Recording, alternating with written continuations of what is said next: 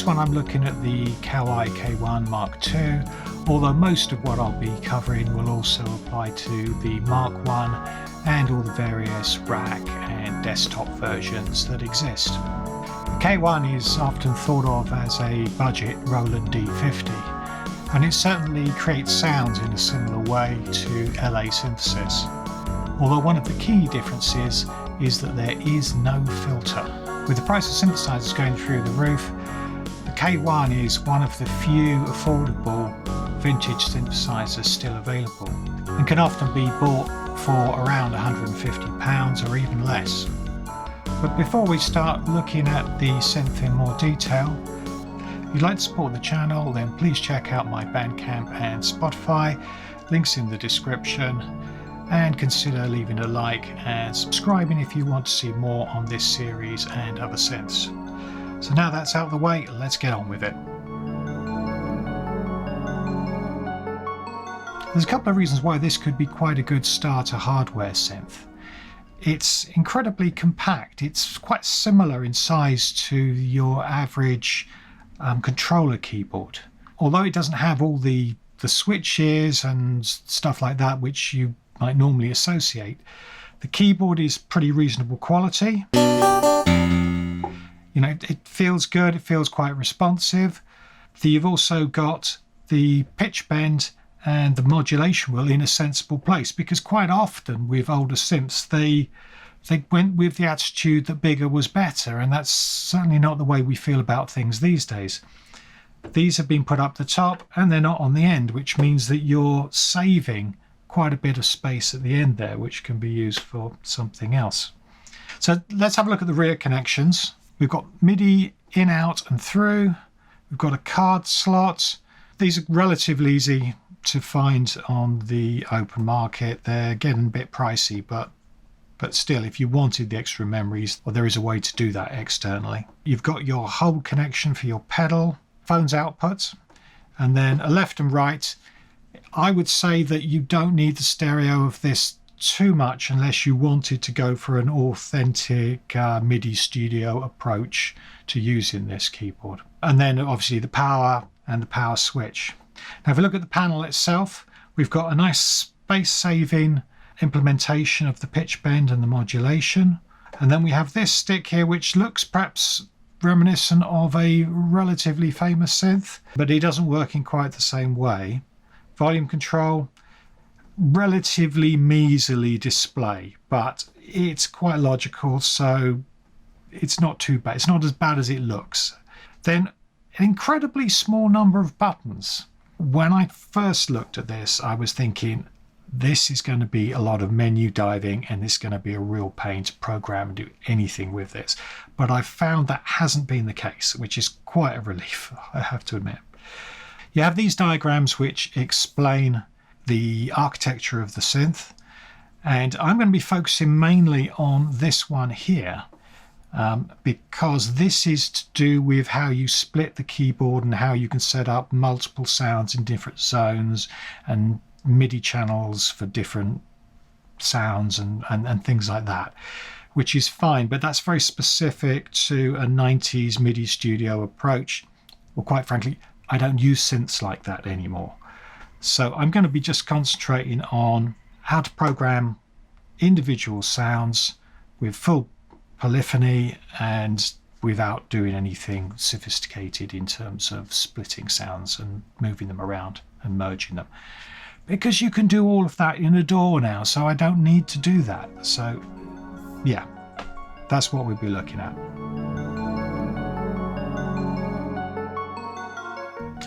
Let's have a look at the synthesis architecture. So if you look at the diagram, there's 7 sections. Okay, now the first section is modulation sources, which I'll cover in more detail in a separate video. And then you've got 4 sources. Now the thing the diagram doesn't say is that you can actually cut that back to 2.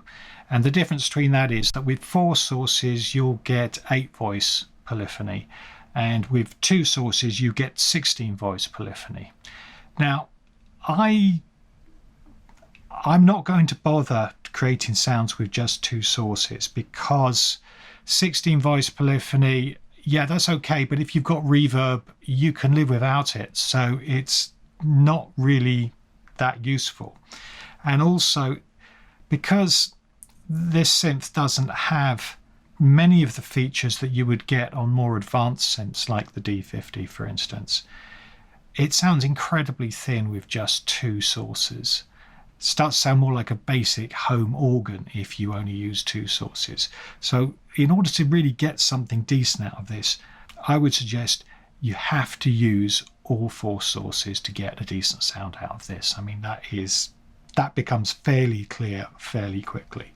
So the third section is all about tunings. Fourth section is about waveforms. You have a large number of loopable waveforms. The first selection are familiar things like sines and ramps and squares and stuff like that. But then you get snippets, little samples of acoustic instruments which have been looped, but they still have some of the character of the acoustic instrument. And then there's a final selection which are full sample. Now, what's interesting about them is they're very crunchy. They were obviously trying to save some space when they did these samples. Memory was expensive back then, so what you've got is actually incredibly crunchy sounds. I've read that it's 8-bit. Yeah, it certainly sounds like it. So from a modern perspective, that old crunchy 8-bit sound, if you want to use that in its original form, this is a good place to come. So bear that in mind. Then you've got the envelope section. Each source has its own envelope, and they're a standard ADSR, except that it has a delay at the beginning. On stage 6, this is, I think, one of the most interesting parts of the synth. There is no filter, but what you do have is amplitude modulation twice, and that's quite unusual. And the final section is the effects. Now, the effects only apply to the Mark II version of the K1, but to be fair, you're not missing that much. Okay, it's good to have it, but on the other hand, it's 16 static effects where all you can really do is change the amount of the effect, and that's it. But I will quickly go through those at a later stage. So that's the basic architecture. The way the sounds are organised are in banks of 8, which is fairly clear from this. The banks are then organised in 4s, so we have an A bank, B. So you've got 32 there, but then on this, on the single, you've also got two, shall we say, we've had banks, let's call them ranks. No, I don't think that's right. But essentially you've got the big I and the small I for internal. So if we go for the small I,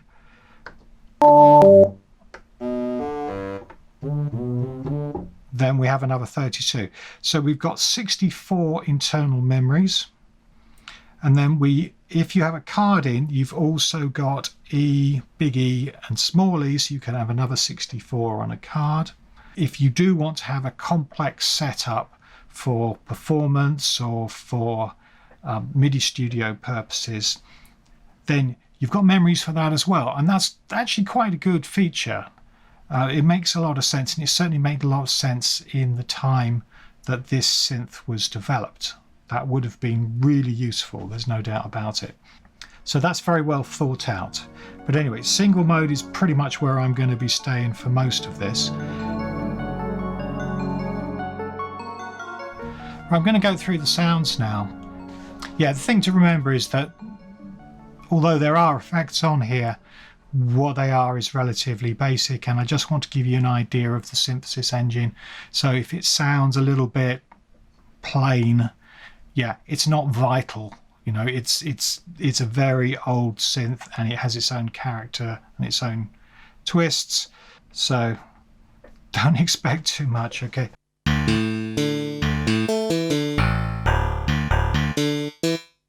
Okay, so a basic bass.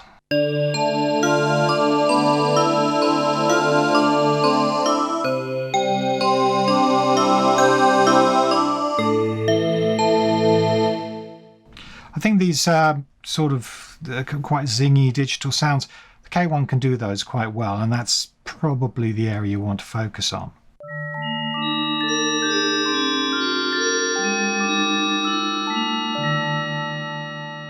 The AM is really good, and having 2 lots of it really gives you the opportunity to make these bell chimey type sounds, which are really quite attractive, and I think there's a lot that you could do here, definitely.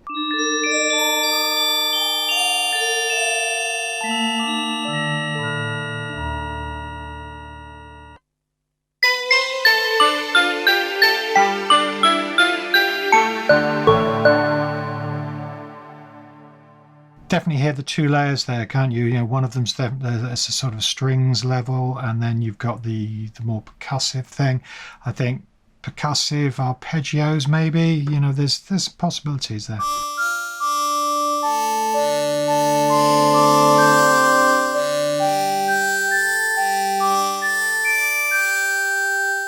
Bit of high pass fizz.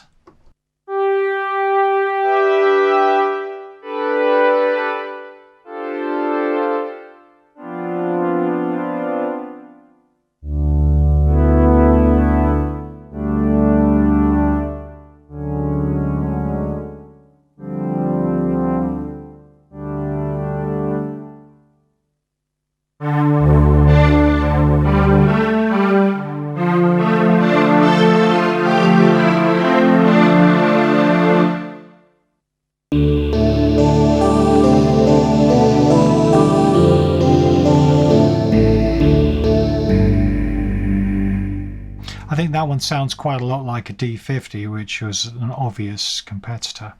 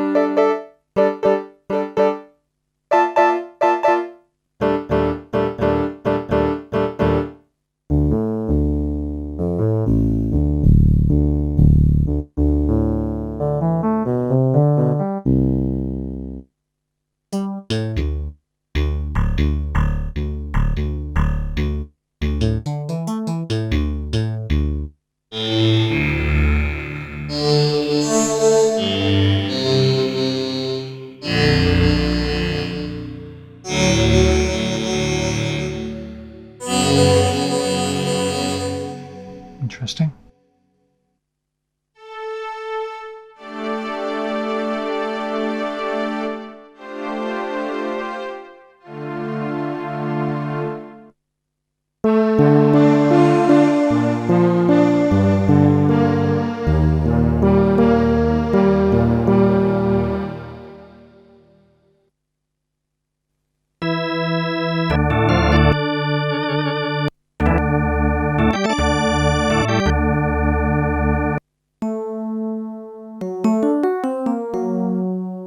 Yeah, not too bad.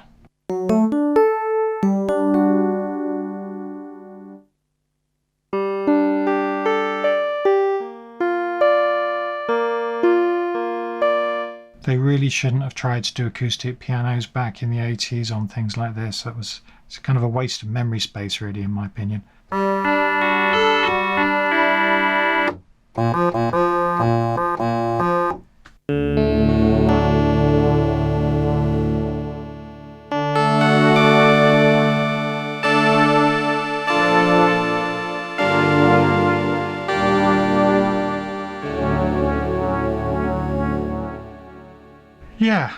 Yeah, that's quite nice.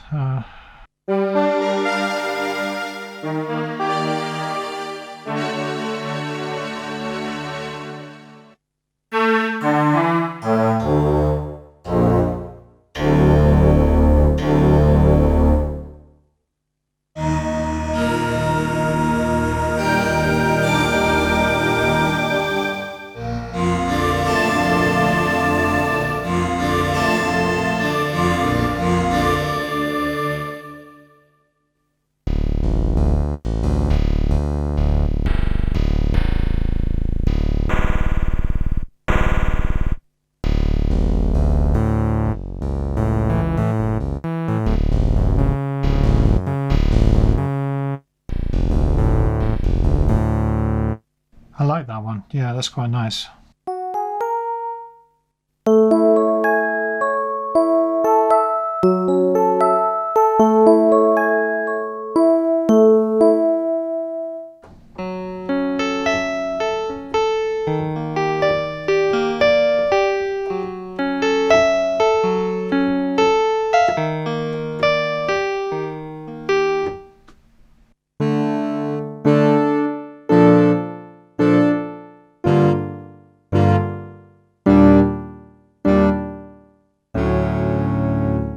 Synth read, okay.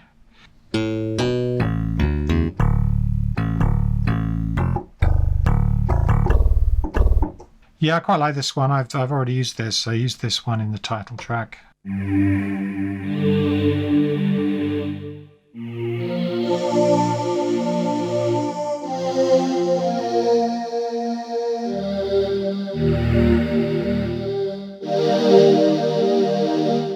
It's, you know, there's definitely some good sounds. Some of those breathy noises are quite nice.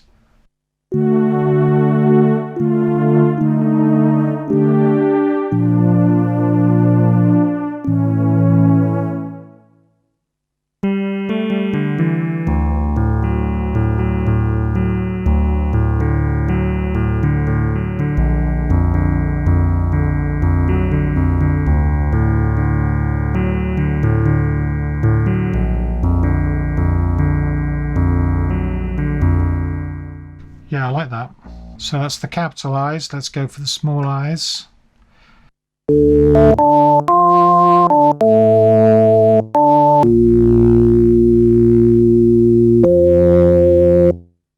Yeah, that's got some kind of distortion on it, but I think it's a function of the amplitude modulation.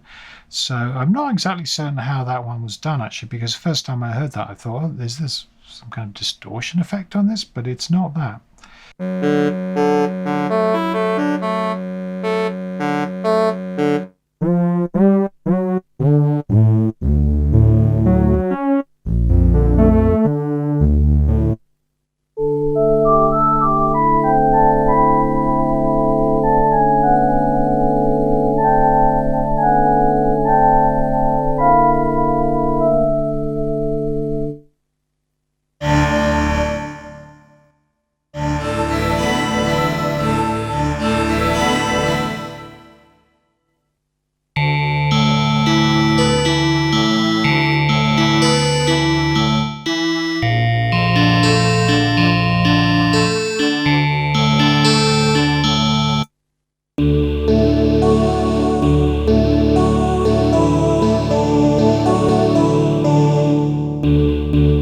Repeat that one, or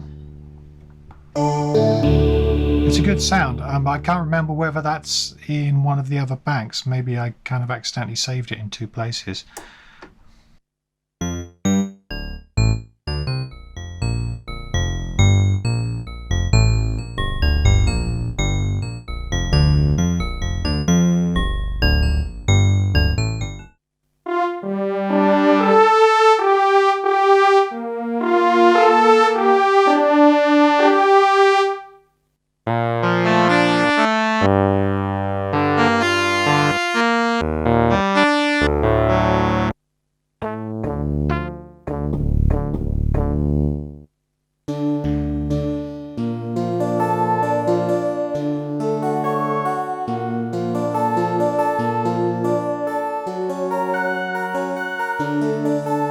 Yeah, okay.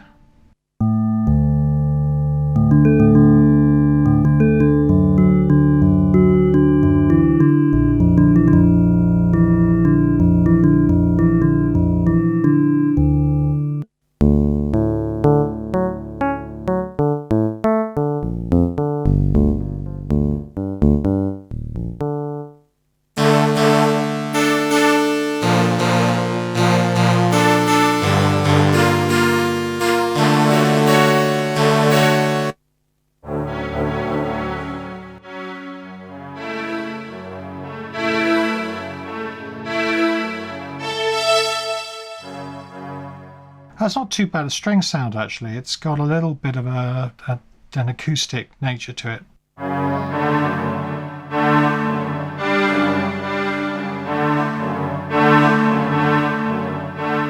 Obviously nothing like the real thing, but still.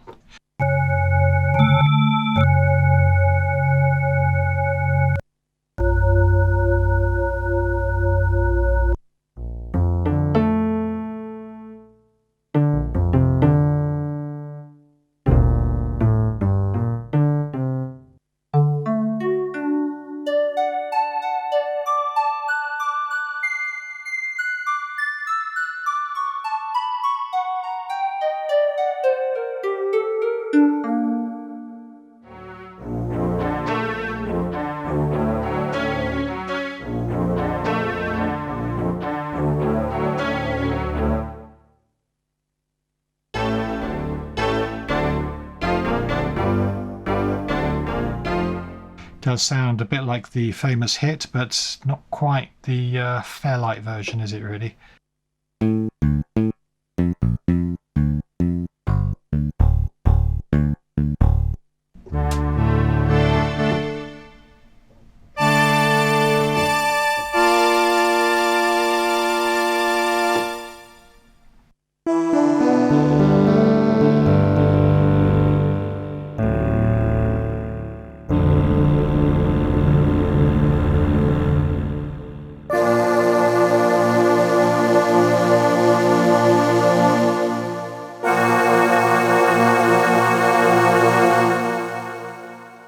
Okay, C and D.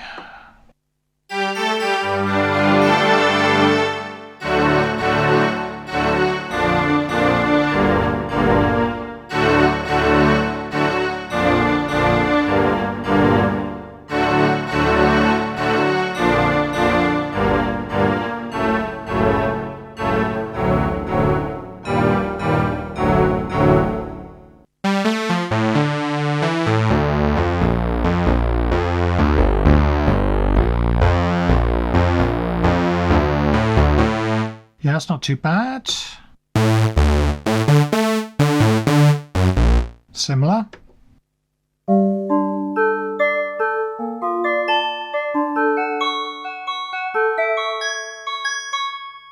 Quite nice.